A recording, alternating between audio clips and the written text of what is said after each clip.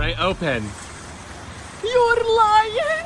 Oh, you're lying, it's a Costco. I see all the moms on TikTok going, can I get a hot dog? Yeah, of course. Oh my god, this Costco. Can I scan your card? Yeah, here. All right, we need to go to the produce section. I actually need some stuff. They have food and the washer dryer in here. Yeah, and like lots of things. A beach shower. It's enough gyms to fill the whole countryside. Free. It was free. Should I get one for each person for family? I could feed the whole plane. The whole bloody plane. $1.50. $1.50. And so it is. Welcome in, friends. Hey, Robert Imbriali here with you on a Thursday. For those of you watching live and those of you who watch the replay later, thank you for being here. I appreciate it. I know it is a strange week, right? July 4th already. That little clip I played is just sort of a good reminder, right? We take so much for granted. I was thinking about that when I was watching that. It's like, yeah, how do I feel before I go to Costco? Oh, I don't want to go. It's like, I don't want to go. It's so busy over there. You got to fight to find a parking space, and then you're bumping into people in the aisles because the store is jammed all the time. And it's like, yeah, I plan it out. Okay, I'm going to go in. Here's I'm going to start on this side. I know what I need here, here, and here. I'll make one loop around the store. I'm not going to zigzag. I'm one loop around the store, get what I need, and then I'm out. Right? So I planned the whole thing. And I think a lot of us do that. But we take it for granted. It's there. It's always there. There's no challenge with, it's not there. Or when, they're in every town. They're everywhere. Then you see somebody like that who comes from overseas. I think this girl was from Scotland. And she came in and she's blown away. Never seen anything like that before. Now, I had a similar experience when I came down from Canada, because Canada at the time when I was living up there didn't have big grocery stores. All the grocery stores were pretty small. And we'd come down to, at that time, Long Island and visit my cousins and such. And we'd see these giant grocery stores. We could not believe how much food it was for sale. We didn't know there were that many brands, that many different, just the pasta aisle alone. I remember there was so many different varieties of pasta. In Canada, it was like, back then it was one or two, right? And now you've got like 50. I'm like, whoa, that's pretty amazing. So yeah, it's just about literally taking a little bit of a pause and realizing how good we have it. I know things aren't great. Politics are kind of crazy. We don't really know what's going on. A lot of corruption, a lot of that kind of stuff happening. And it can cloud us sometimes, and we could kind of feel very negative and very down about where we live. But you know what? We've got a lot of good stuff here. We're about to celebrate 250 years, right, as a nation. July 4th coming up. That's going to be a big celebration. A lot of people are going to, I know a lot of companies are shutting down. Everyone's like, we're leaving. Like a lot of people are out today. I'm looking at the numbers of viewers here. It's going to be really small, I know. But, the reality is the show goes live, and then it also goes now into the podcast as well. And if you're wondering where it is live, it is on Renegade Media on Rumble, also official Renegade Media on YouTube, and on X, Renegade Media TV. But that's not all. We've got a lot of cool things happening, and I'm going to share with you a little bit of the places in the plan that I've got going forward here. First of all, I want to get started and say a big thank you. There's so many people who reached out after last week's show and said thank you so much. I didn't know those stories that you've been experiencing, and it really left an impact, which is really what we wanted to do. The vision for this show is to leave you in a better space after the show than you were before you came into the show, right? You need to be exposed to a little bit of positivity. And I know it's tough because, things are like upside down out there in society right now. I do believe, and I have never stopped believing this, that things will turn for the better. And it's just a matter of, all change is preceded by what? Chaos. Well, we're in the chaos phase right now, guys. This is what it is. Things are crazy. Things are upside down. Not a lot of things don't make sense. Things that you would think shouldn't happen are happening, and it may be happening for reasons we don't quite understand because we never have the full story. And I really believe that at some point we're going to come out of this. We're going to get on the other side, and we're going to appreciate the fact that we had the guts to go through what we're going through now, so we can get to the other side. So I'm always looking for that. I'm always looking for that silver lining, if you will, because there always is one. It doesn't matter how thin you slice it. There's always two sides, right? And I think that's the reality of life. And, this little Scottish girl kind of reminded us of that. We actually have it pretty good, We can still go into Costco and buy a 1 gallon size of Hellmann's mayonnaise. No, don't buy Hellmann's mayonnaise, garbage. But yeah, you could buy all kinds of stuff. I really cracked up when she had that bag of popcorn. She's like, I could feed the whole bloody plane. I'm like, yeah, you could. Some of this stuff is big. So thank you for all the comments. I appreciate it. It really inspires me. I've had several conversations with people this week, and they're all excited about this show and what I'm doing, and we're going to have guests on here as well, and I think that'll start next week. Next week's show we'll probably have our first guest on here. I have a little bit of retooling to do in the studio. I have some equipment that kind of had end of life and expired, so it needs to be replaced. So that's in the process now, and if I get everything squared away, then I'll be able to once again bring on guests. So I can't do it right now as we're doing this, but it's coming. Now, all the pieces, like I said, rebuilding this and rebranding and all of it, the pieces are not all yet in place. As you can see, I don't have a good bumper to start the show. I don't have a good outro yet. Those things are in process. I've got some things that are being worked on right now, and that'll come as we go. But I did get the show listed on all the major podcasts. So iTunes, you can go find the show on iTunes. It is both an audio only version, and if you want the video version, you can have the video version as well. So if you go to iTunes and you look for Renegade Breakthroughs or look for my name, you'll find it. And I will, after the show, I'll put the links, direct links to these podcast locations in the description. So if you want, you just click on the link and get it. You can subscribe to the podcast. It'll just show up on your phone or wherever you subscribe to podcasts. You don't even have to go look for it. It'll just be there for you when you're ready. It's also on iHeartRadio. It's also on Spotify, for those of you who use Spotify. It's also on Amazon Podcasts and also on TuneIn Radio. Remember TuneIn Radio? It's not very popular anymore. It was several years ago, but yeah, it's still there. It's still on there. A couple of them, like Stitcher and stuff like that. Stitcher no longer exists. It's been absorbed into Pandora. We're not listed on Pandora yet. I think I got to work on that one. It'd be nice to have the show on Pandora because I know a lot of people use Pandora as well. So basically the vision here is the relaunch of the show. We're going to take it to larger audiences. We will be streaming on more platforms as well. So look for, a LinkedIn stream. So it'll be live on LinkedIn. It'll also be live on Twitch. People use different services.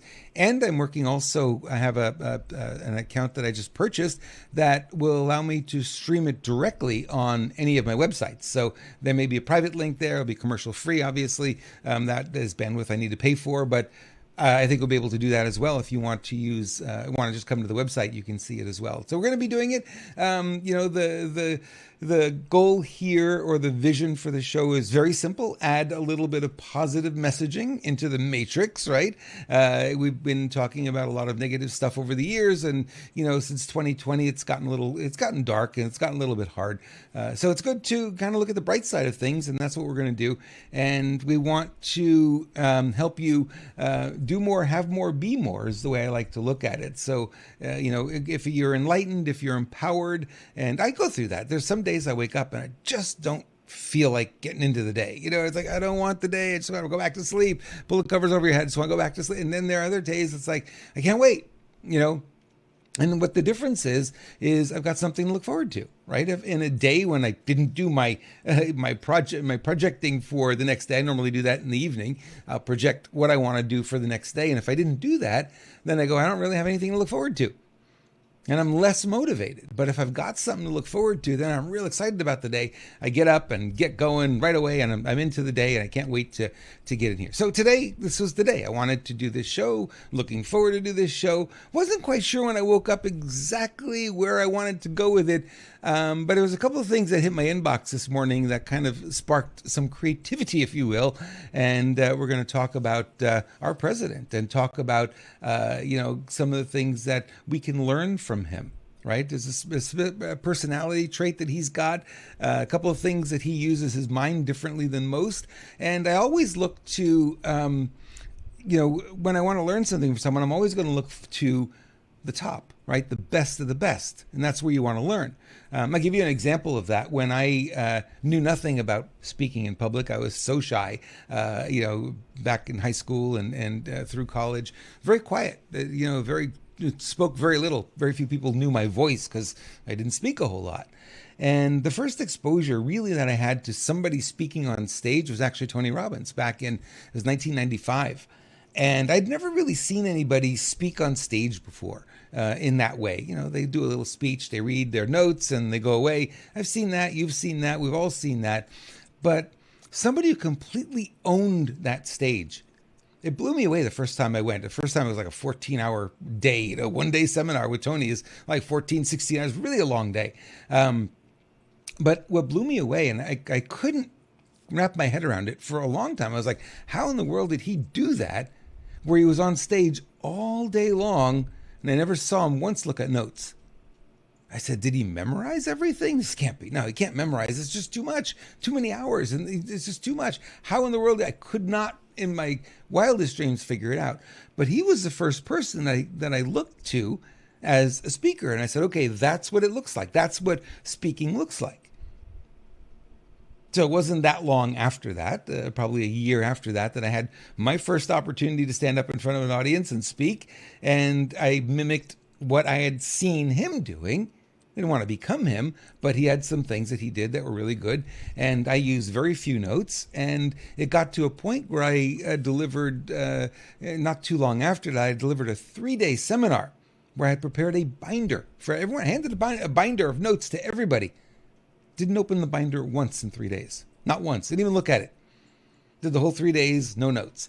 And I thought, that's how that's done. So we always look to, not an also-ran, we always want to look to the person that is the absolute best in the industry, right? The best in society.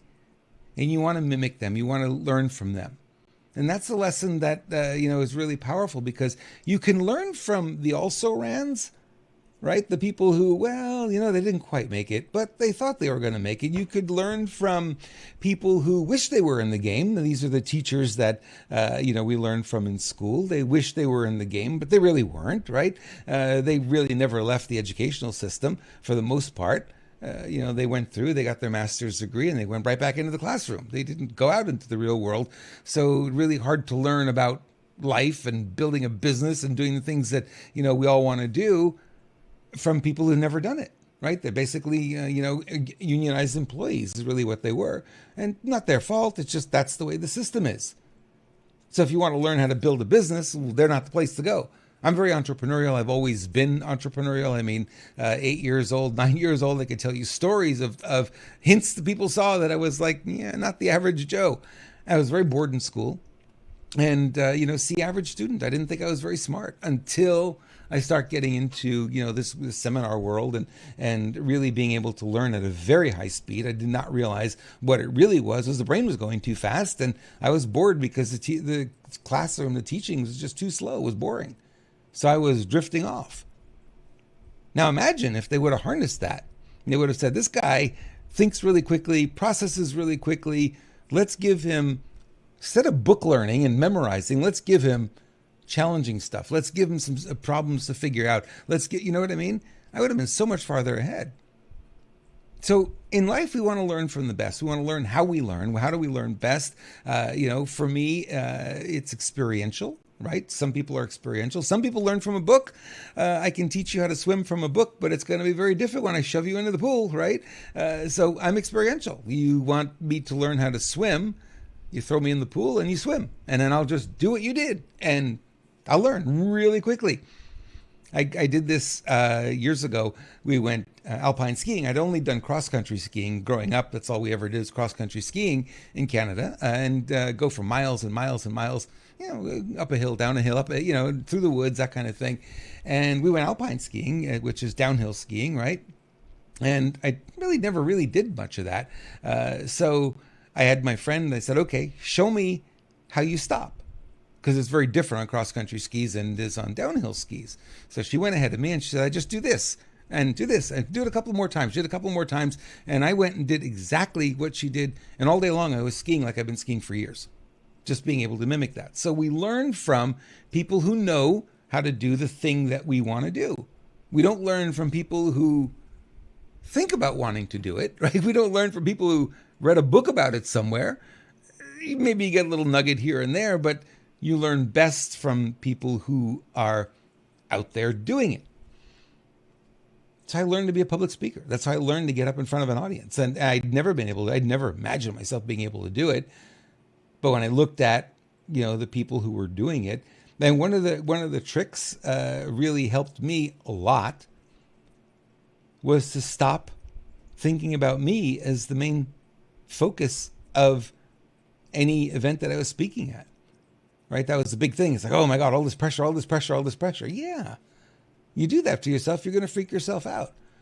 So I literally, in my mind, reached up and turned the spotlight, not on me, I turned it on the audience, and I said, I'm here to serve you.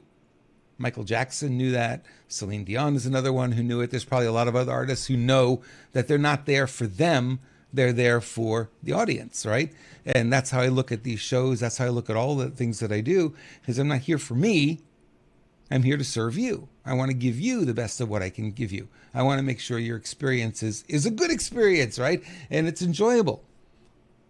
And when I do that, then you'll come back, and then you'll appreciate, and then you'll learn, and then you'll grow, and then, things will happen in your life that'll be really great. I don't need the pat on the back. I don't need, thanks to you, Rob, I became, and it's happened many, many, many times, right? I've said things or done things for people and, change their lives. And some of them put them on a brand new path completely, fix so many people's relationships over the years and fix their mindset and all the rest, and businesses and you name it. I mean, the list just goes on and on and on.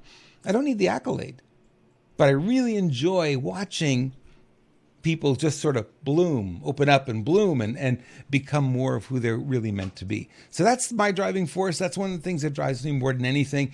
And I've learned from the top people in the industry, and I've only learned from the top people. I never learned from the people who aren't at the very pinnacle, because you want the best. Now, you're not going to be there, right, necessarily, but at least you're not learning the wrong way to do things. You're learning the way that obviously has worked. So everything that I teach from, learning from the best of the best and certainly my own experience as well.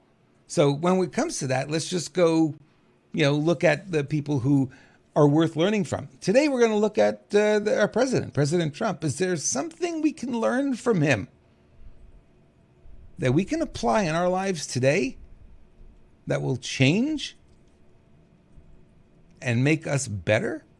I think there's 3 things that came up. There's actually more, but there's 3 that we're going to talk about today. We'll focus on those. I think it's going to be really kind of cool for you. All right.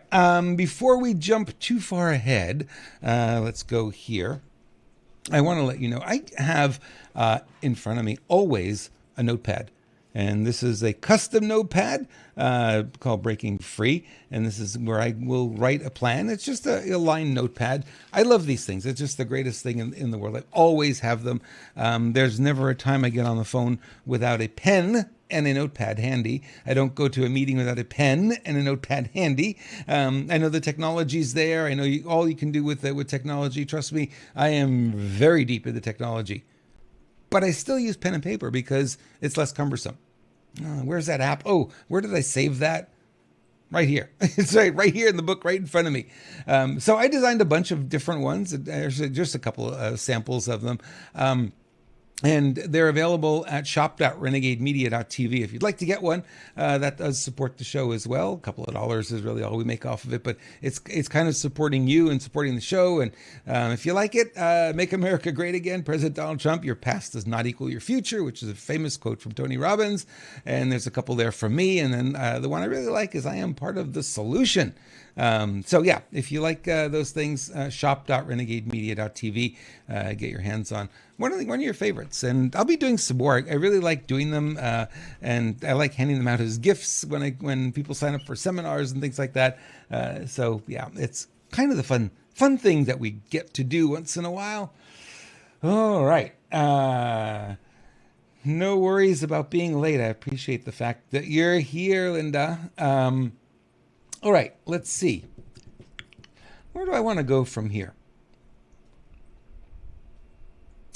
All right, let's talk about President Trump. And let's go back to I don't know, let's go back to the 90s, the 1990s, right? And you might look at him and you might look at his career and you might say, just before you get into politics, right? The politics that can be divisive, and certainly you mentioned the T word and people go, ah! We're not, worried about that. We're looking today about the man and how did he create what he created. Remember when he took over his father's business, they were only renovating buildings in Queens, New York, right along at the end of Long Island. Don't say this. People in Queens and Brooklyn don't believe they're part of Long Island, but there's no river separating it. They are part of Long Island, right? You got Brooklyn on the bottom, Queens on the top, but there it is, right? So Fred Trump was running a real estate business, and they didn't get out of Queens at all. And when the son took over, Donald Trump took over, he said to his dad, we got to go into Manhattan because that's where the big money is. And, they'll tussle and everything. But he funded, Fred funded Donald Trump, and he went into New York and he started building buildings. And the famous story is that, he went into bankruptcy, reorganized, and got himself out of this massive amounts of debt and went on to build an incredible empire, right? This is before he got into politics. This guy was very successful in business long before politics came along. So I remember him years ago speaking at Learning Annex events. You remember Learning Annex?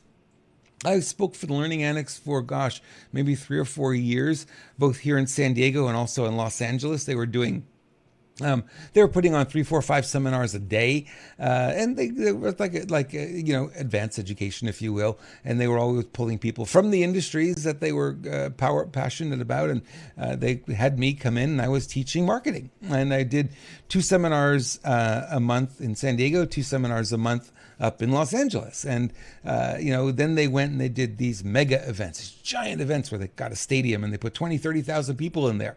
Right. And one of the speakers was Donald Trump back then, business guy there. Then Tony Robbins was one of the speakers for a long time there as well. And what was interesting with Tony is he decided that he wanted to do what we called back then a mega event, right? You rent out a whole arena, you put 20,000 people in there, and you bring on top speakers. So this was the one that Tony did. It was called Results 2000. And I have a little bit of a story here because I'm the guy who built the website for that. And this is the Donald Trump page. Let me read to you what we wrote about Donald Trump back there in 2000, literally. Donald Trump is the very definition of an American success story, continually setting the standards of excellence while expanding his interests in real estate, sports, and entertainment. So he owned the Miss America pageant. He's involved in sports teams. He invested in that. So most of his money came from real estate, but he branched out. This is 26 years ago. And most recently, considering a run for the office of the President of the United States. 26 years ago, folks. 26 years ago was already on his radar that he was thinking about doing this. Now, America's most glamorous businessman will give you a no-holds-barred account of how he runs his business, makes his deals, manages his lives, creating a blueprint to the top, how to come back against all odds, 3 crucial steps to making a winning deal, and much more. So that was the event. They ran this event quite a few times there in 2000. I think 2 or 3 times anyway they did. And I was behind the website. And if you look at some of those faces there, Larry King and Christopher Reeve and Barbara Walters, a lot of these people have passed away. General Schwarzkopf is on there. A lot changes in 26 years, right? Kind of interesting, kind of a lot of fun. But yeah, to think 26 years ago that he had already had it in his mind that he was going to run for president. It's kind of interesting. I remember seeing an interview of him in the late 90s, and somebody asked him about that, and he said he didn't think he would do it, but he thought if a businessman were to be president, it would be very good for the country. We never really got a businessman as president, did we? We got Bill Clinton. Was he a businessman? No. How about W, who couldn't finish a sentence, right? Boy, was he horrible at speaking. No, not there. Obama, nope, not there either. So we really never had a businessman. I don't think Ronald Reagan was. Ronald Reagan was an actor, right? That was where his background was. So we've never really had the Ross Perot of the world, who's a businessman who would have looked at things pragmatically the way Trump is doing right now. So it's kind of interesting to see that, he already had that vision going on many, many years ago. So Norman Vincent Peale wrote a book called The Power of Positive Thinking. Remember that book? A really old book, Power of Positive Thinking.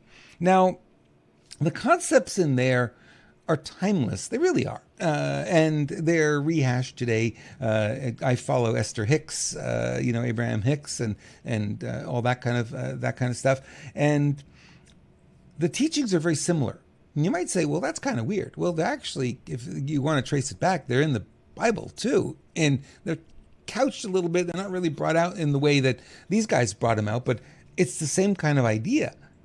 There's power in thinking positive and looking at the positive aspects of life and looking at what the possibilities are. So one of the things that really caught my attention in that was, okay, is Donald Trump connected in any way to the power of positive thinking? Well, apparently he is. In fact, his father, Fred Trump, schooled his son on the power of positive thinking. So much so that Donald Trump's first marriage was officiated by Norman Vincent Peale, the author of the book, The Power of Positive Thinking. So very tightly integrated, right? Very tightly integrated into Donald Trump's world, Donald Trump's thinking. And what I want to share with you today is 3 really potent lessons that we can learn. And you just look at him, you look at how he acts, right? Is he at the top of his game? Kind of did okay financially for himself, Donald Trump, did he? Did he do okay politically? Did he do okay with his investments? It's everything stacks up, and you could, people will call him a failure here, there, and everywhere. I had an interesting conversation with Claude about that today. We'll get into that another time. But you see the success after success after success, and you go, how does a person get there? Why do so many of us struggle? Why do so many of us, we can't even pay rent sometimes, right? We're struggling or trying to make ends meet. And then there's somebody who does this. Is it really the way they're using their mind? Is that really what's going on? And to a large extent, the answer there is yes, right? We were not taught that. What were we taught? What do we learn in school? If we made a mistake, what happened? Got punished, right? So you were taught not to make a mistake. What did that really do for so many? Caused us not to even try because the punishment was bad if you made a mistake. Think about it. If you make a mistake, you're going to get punished. You get rewarded if you do it right, but the punishment is worse. You know what? I'm not even going to try. And what happens with so many, they have dreams, they have passions, right? And I've been doing this coaching now, since 1995, really, I've been doing coaching. And what I do is I tap into that and I try to reignite it in people, right? Get them connected to what that passion was and let them be able to move forward with confidence, removing the fear. Of course you can have mistakes. Of course things aren't going to work out. That is actually part of the process. I remember a long time ago, the president of IBM had said, you want to increase your success rate, you increase your failure rate. I don't want to fail, I don't want to fail, I don't want to fail, I'm going to get in trouble. That's where we get it wrong. That's where society has misguided us. So Tony Robbins had a way of looking at it. He says, well, you're either going to succeed or you're going to, people would say fail. No, you're going to learn, right? He talked about Thomas Edison trying to invent the light bulb. And apparently, the number is either 5,000 or 10,000 different ways he tried. Would you stop after 1 or 2? 10,000, 5,000, 10,000 ways to invent the light bulb? He went and he finally got there. So he didn't look at any of those as failures. What he did is he said, I have now figured out 10,000 ways not to invent a light bulb, right? But I found the one way that does work. So it's about getting past this idea that we get punished when we fail.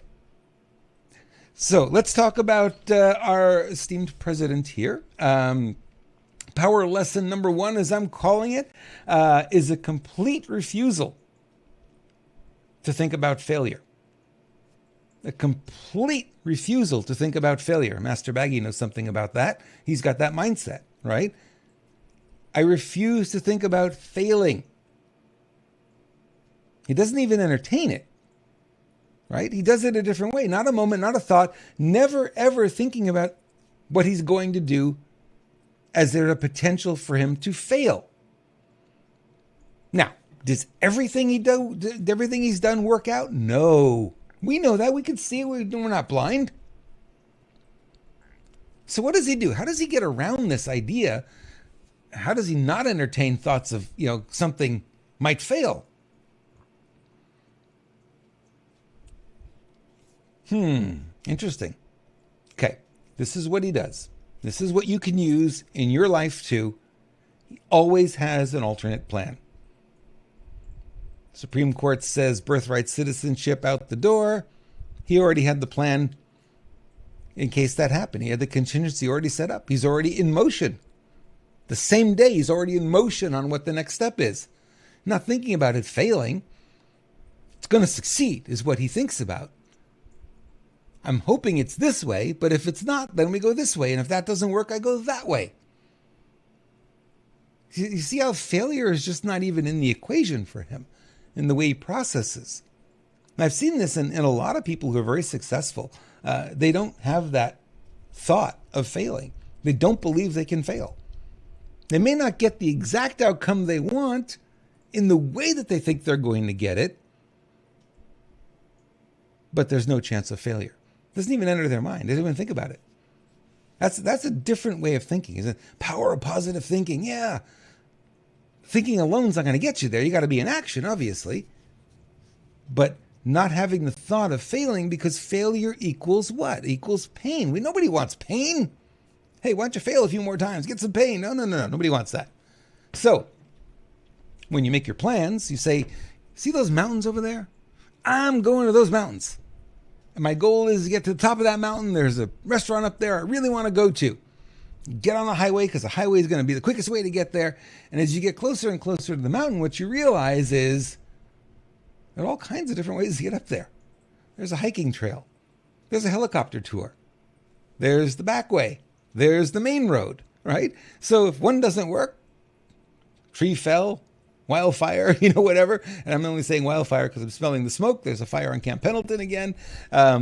So if one way doesn't work, do you say, I can't get to that restaurant? It's on my bucket list. I really want to go. Or do you say, all right, I'm getting there. I'm not going to think about failing. I will find another way. Even if I have to go all around the mountain and come up the backside of the mountain, I'm doing that. But I'm getting there. Right? So the thought of failure, out the window. If you could train yourself to do that more, you're not always going to be able to do it. Certainly, it takes a lot of practice to do it. But if you watch him, the president, you could see the way he uses his mind differently than everybody else. Interesting. Interesting, huh? Let's see. Here's the punchline. So instead of ever considering that it may fail, think that it will work out and may look different than you might have originally planned. That's the whole answer. It may not look exactly as I have it planned, but I know it's going to work out. And one of the things that is really critical is not just the belief in believing in failure here, but it's believing that it's possible and really getting connected to that. Now, law of attraction will tell you, right, that the thing that you focus on is what you get. If you focus on the failure, that's what you're going to attract. If you focus on the goal, you'll find a way. And I think that's really true. Now, one of the challenges we have is we have people in our lives who what? Like to tell us 50 ways to Sunday the way it's going to fail. Oh, gee, these people, we all have them in our lives. You got to find a way to tune them out. You really have to. Because you can't entertain that thought. whatever it is you're trying to do. I don't care if you're going to write a book, you're going to record a podcast, you're going to be a guest on a podcast, you're going to, go for a walk, you're going to drive to the mountains, you're going to go to a fancy restaurant, you're going to go to a seminar, whatever it is, right? You've got to be able to tune out the idea that it could fail. Like, for instance, if you're on the road, I'm going to Las Vegas because that's where the NAB show is. I'm going there. And halfway through, you hit a nail and knocks out one of your tires. Ugh, failed. Or do you open up the trunk, pull out the spare, replace the tire, keep going? There's always a contingency. And if that doesn't work, what could you do then? Well, then maybe I get a tow truck, and maybe, I get the tire fixed. Or maybe, there's always another plan. There's always a backup plan, and you will always achieve the goal. I think people just give up too easily. And I think this is something, if you watch how Trump works, and you watch how, even these big decisions about wars, and you look at it, it's like you never hear him entertain a thought ever about anything that he strikes out to do fails. And when he runs into a roadblock, Supreme Court says no. Okay. You don't see him, he'll fly off the handle for a few minutes, but he always like, okay, fine. I've got plan B. Let's go there instead. All right. Power lesson number 2. Are you ready for power lesson number 2? 2, not 4. 2. 2 and 2 is 4. Oh, maybe we'll double this lesson. All right. I digress. Sorry. I have to have fun. NLP is something that a lot of Tony Robbins' work is based on NLP. He rebranded it as NAC because of licensing and that kind of thing. But it's NLP, neuro-linguistic programming. And there's a technique in NLP, and I see Trump doing this a lot too. And it's called a reframe. Now, this is in The Power of Positive Thinking. It's the same book and the same. He doesn't teach NLP in there, but he does teach reframe. Reframe is now we know it as an NLP technique, and of course, The Power of Positive Thinking was written before NLP came out, which was in the 70s, I believe. It came out. So there's a process in there called a reframe. Right? Something bad happens. You can get stuck in thinking about how bad it is and making it worse in your mind, and anything you keep focusing on just grows and grows and grows. You know that, right? You got something that's not working in your life, and all you could focus on. And that little problem, by the end of the day, is a monster of a problem. You can't even move forward. I've been there. I'm sure you've been there as well. We all get there, right? So the power of the reframe is to figure out a different meaning to whatever's going on. Right? So, classic example is the entrepreneur. The entrepreneur, I told you before, entrepreneur is a French word. It comes from the verb entreprendre, which means to undertake. And one of the gifts of the entrepreneur is that when we see a problem, we can also flip it and reframe it, and we can see the solutions. What separates us, what makes this group, of the entrepreneur group, very different than the general public, is we can flip things and see the positive in it. And I think it's important to be able to do that and be able to look at any challenge, any problem, any situation, and try to reframe it, because it'll take you down and it'll stop you in your tracks if you don't. Now, who taught you this? Did you learn this in high school? Did anybody in high school ever tell you, I know you're having a bad day. I know you got a splinter in your toe and you can't walk, but, there's a positive side to this. Here's the positive side. Nobody ever does that, right? Oh, poor you. Oh, that's so sad. Yeah, you're right. Oh, that's so terrible. That's what you get. But nobody does a reframe. I do a reframe with my clients. When I'm working with them and they come up and they tell me their sob story,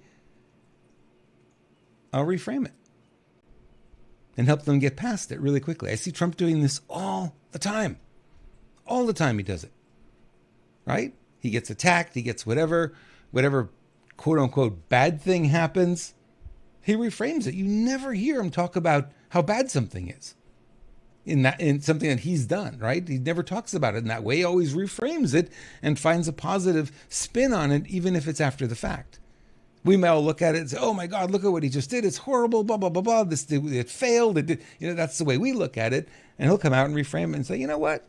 It's okay. We're going to do this instead. Or we've got this going on. We learned this. It's always a reframe. This is a powerful, powerful, powerful tool. Learn this just as one. You can change your life with it, being able to reframe what's really going on. Now, I want to share this with you. I don't know if I'm allowed to here, but I'm going to share it with you anyway. Phoebe came up with something. That's Phoebe there, so you can see a picture of her, so you don't... I'm talking about my significant other when she's created something she calls the butt flip, the B-U-T, not B-U-T-T, the butt flip. And it's a really powerful tool, very, very simple. We use it all the time when things are going on. It's like, I'm saying, oh, this is really bad. And she'll go, and what's the butt flip? Okay, I got to look at the positive. It's a tool that helps you reframe. Here's the thing. What does the word but do? When you hear the word but in a sentence, everything that comes before the word but is canceled. It's a canceling word, right? Honey, you look gorgeous, but she doesn't hear you look gorgeous, and I'll be sleeping on the couch, right? That's really what it is. If you don't know how to use that, that but is so hard. So the but flip is cancel out the negative part and let's go and add something positive. The house burned down, but now we can rebuild it the way we want it. Whew, there's a reframe, right? So the but flip just flips the negative to the positive, and that's the whole idea. The whole concept of it is, what's the negative thing? You add the word but, cancel it out, and then put the positive reframe after it. Now, Trump doesn't actually do this, but maybe we should send him a letter and say, here's a tool you can use. But it is a powerful, simple and powerful tool to use that you can use all day, every day, right? With whatever's going on. I think it's a lot of fun to think about it, because it really causes you to use that part of your brain, right? To come up with the positive, because sometimes it's just easy to stay in the negative. It's easy to just keep focusing on the thing that didn't work out, or the thing you lost, or the thing that broke, or the pain you've got. And you just keep focusing on it. One thing we know in the health world, right, is that mind-body connection is so powerful. People are just starting, doctors, I don't think really quite get it yet. They're just starting to understand it, but it is incredibly powerful. So much so that if you have a person with multiple personalities, and one personality, they could be diabetic, and when they switch over to another personality, they're not diabetic anymore. That's how powerful the mind is. Crazy to think about. It's like, what? Same body, but they just shifted personalities. This personality, they're diabetic. This personality, they're not. And you can take their blood sugar and it changes. Whoa, that's wild, man. Same thing here. So if you're focused on the pain, if you're focused on the illness, if you're focused on this, all you keep focusing on, you just make it bigger and bigger and bigger. And you give it, as Abraham will say, that which you push against gets stronger, right? And you just give it more and more energy. So the butt flip is a really powerful tool to get you out of that and try to figure out what's the reverse of that, or what's the benefit of it. What could it lead you to that would change, the situation you're in? Don't have money for rent this month, but I'm hopeful that next month, I've got this, and this lined up, and I should be okay. I can relax, right? That butt flip is a powerful little tool.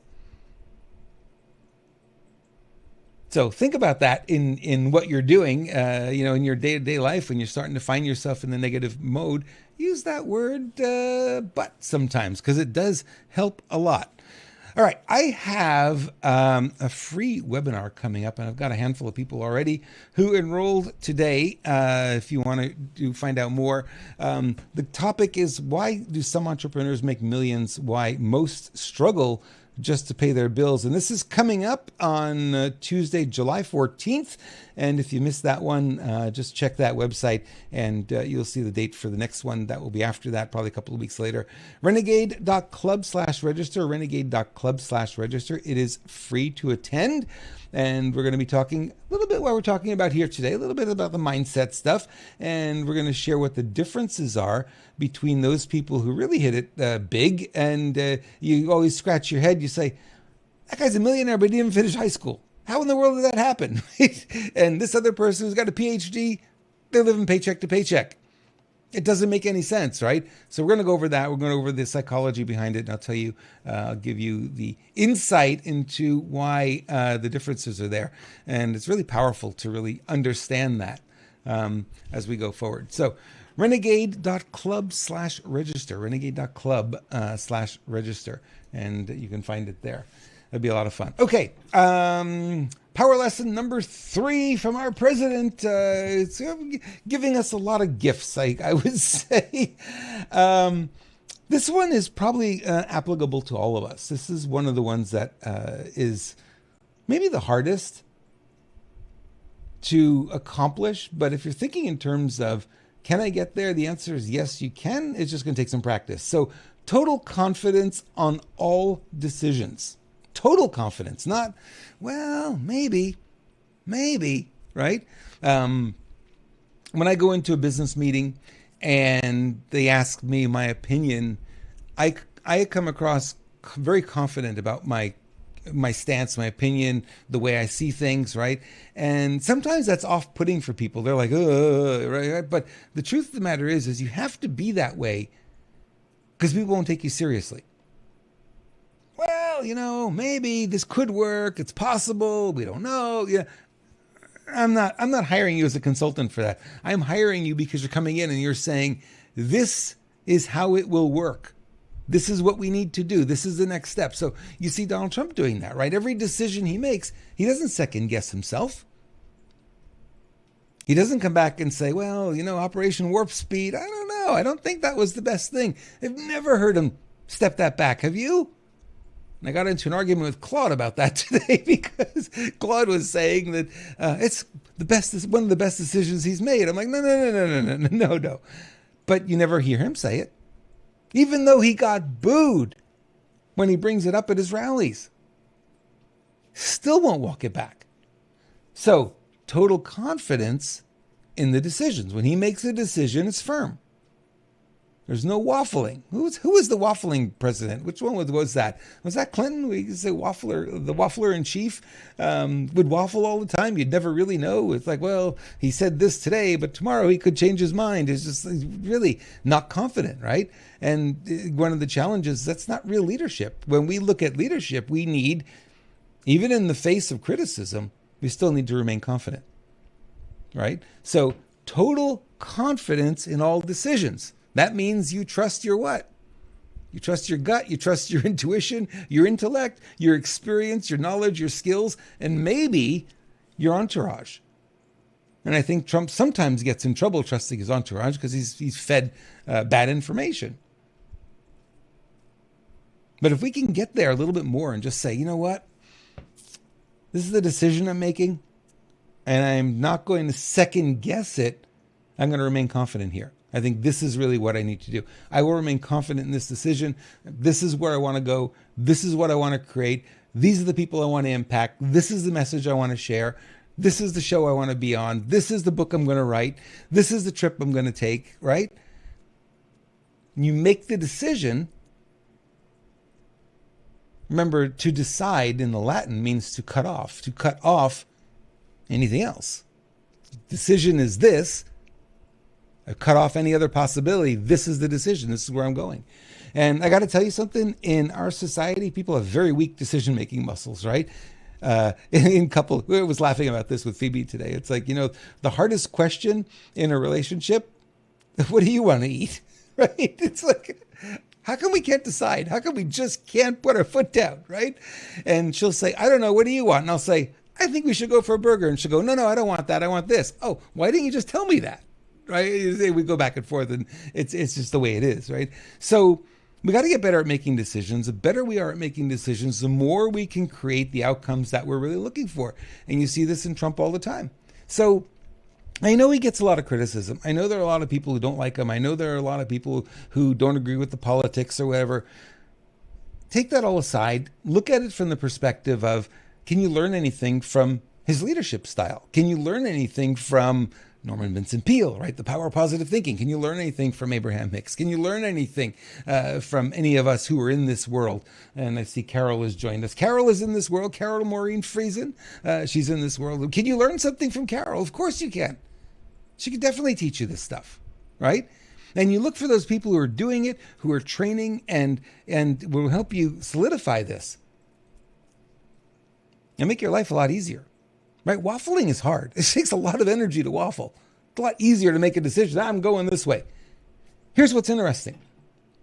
My entire life, anytime I've made a decision that I wanted something and I didn't waver from it, I got it. One way or another, I got it. May not have been right away. May have taken a decade, but I always got there. I didn't change my decision based on environmental factors or people, right? I said, this is what I want, and I'll find a way. That's my decision. Now, I know years ago I had decided on New Year's Eve that I was going to create a mastermind. I called it the Millionaire Club. And, I shared it with a couple of friends, and they laughed, and they said, you're not a millionaire. You can't teach people how to become a millionaire. And I said, well, a doctor doesn't have to have cancer to be able to teach you how to cure cancer, right? Oh, that's true. I know the methodology. I know the mindset stuff. I know the mechanics. I know the marketing. Why couldn't I do that? Within 18 months, I had 5 people become millionaires, create $1 million businesses, and all of them from scratch. It took them 18 months to hit the $1 million mark. Why? Because I decided that's what I was going to do. I didn't listen to the peanut gallery, and I went and did it. And it was perhaps the most fun that I've ever had, doing these mastermind calls every single week for, I think it was like 6 years. Every Monday, 4 o'clock Pacific, boom, I'm doing these calls. This is where I started live streaming video. Was 2004, was on those calls. That's a long time before anyone knew you could live stream video, right? It was small. It was like a postage stamp size. It wasn't what it is today, but I started to do it back then because it was based on a decision. I want to do this because I want to help people in ways I know how to help them. I was so confident that I could help them, build businesses that would be more successful. All the coaching training I had, all the marketing training I had, I got trained under Dan Kennedy, Jay Abraham, Ted Nicholas. You go down the list, Russell Brunson, right? Dan Kennedy, just the whole list. And on the other side, I got trained by Tony Robbins. So I became a trainer with his company. So I had all this package of knowledge, and these people benefited from it all because it was a decision. They have the life they have today because of a decision I made about wanting to do this work. What are you going to decide, right? I think you need to find yourself a group of people, if you don't already have one, find yourself a group of people who will support your wildest, craziest ideas and won't try to talk you out of them, right? Masterminds are great for that because you've got a group of people who are there, no matter how crazy your idea is. They're not attached emotionally. All they're going to do is support you and say, that's great. How can we help you? What can we do for you? I have this resource. I know this person. I know, and it just comes together and it starts flowing. That's why masterminds are so amazing. Anyway, I would like you to do a couple of things for me, if you could. Number one, if you haven't already, please subscribe to the podcast version of this show on iTunes, or any of the services that we're on. We're on quite a few. The other one I'm not on. Is Pandora, but I will fix that. I will make sure we can get on Pandora. Subscribe to it and also leave a review. One of the things that helps a podcast more than anything is leaving a review. So if you're on Apple and you're on iTunes and you find Renegade Breakthroughs, and like I said, I'll put the link in the description of the video here, so you can find it easier. Subscribe, free. And then just leave a review after you feel confident that you've got something good to share. You don't have to write a lot, but just a little review, 5-star review are always helpful. But I'm not telling you to put 5 stars. If you don't think it's great, That's okay. I'll do better. That's what I keep thinking. Every week that I do this show, it's like, I want to raise the bar. I want it to be a little bit better than last week. A little bit better, a little bit better. Don't always succeed, but that's the goal. I always try to make the show a little bit better than it was the week before. Okay, I am working too on getting some sponsors to help out. I need some new gear in the studio, and it's going to cost a little bit of money. So I don't want this to be something that's costing me money. I want it to be, at least funding itself, if you will. So if you know anyone who might like to sponsor this show, please reach out.